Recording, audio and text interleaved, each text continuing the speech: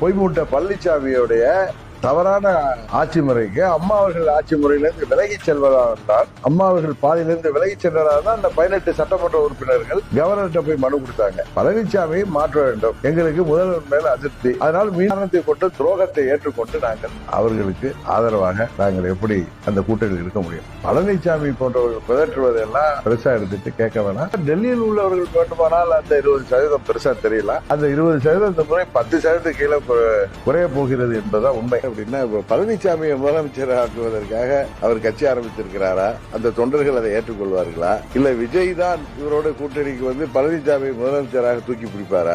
நடக்காத ஒன்றை ஒரு இன்றைக்கு வெளியில அவங்க தொண்டர்களை தக்க வச்சுக்கிறதுக்கும் அது பாஜகவும் யோசிக்க வேண்டிய விஷயம். பழனிசாமி என்றைக்கு ஏப்ரல் 12 கூட்டணிக்கு வந்தாரோ பழனிசாமி தலைமையில அது பழனிசாமி முதலமைச்சர் வேட்பாளராக முன்னிறுத்தப்படும் போது அந்த கூட்டணி பலவீனமாகிட்டு இருக்கு.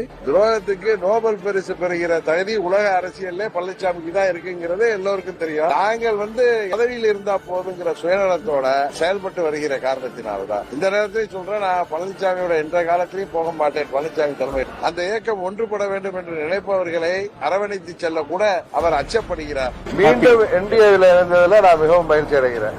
என்டிஏ கூட்டணியின் முதலமைச்சர் வேட்பாளர் தமிழ்நாட்டுக்கு யார் என்பது உங்களுக்கு தெரியும். எங்கள் முதலமைச்சர் வேட்பாளர் யார் என்பது உங்களுக்கு தெரிந்து நீங்கள் எங்கள்கிட்ட கேட்பது, நாங்க தமிழ்நாட்டு நலனிலையும் அம்மா மக்கள் முன்னேற்ற கழகத்தின் நலனில அக்கறையோட நாங்கள் விட்டு கொடுத்து எல்லாவற்றையும் மறந்துவிட்டு எங்களுக்கு இழைக்கப்பட்ட அநீதியெல்லாம் தூக்கி எறிந்துவிட்டு மீண்டும் தமிழ்நாட்டில் அம்மாவின் ஆட்சி வர வேண்டும் என்பதற்காக நான் மீண்டும் முழு மனதோடு என்டிஏ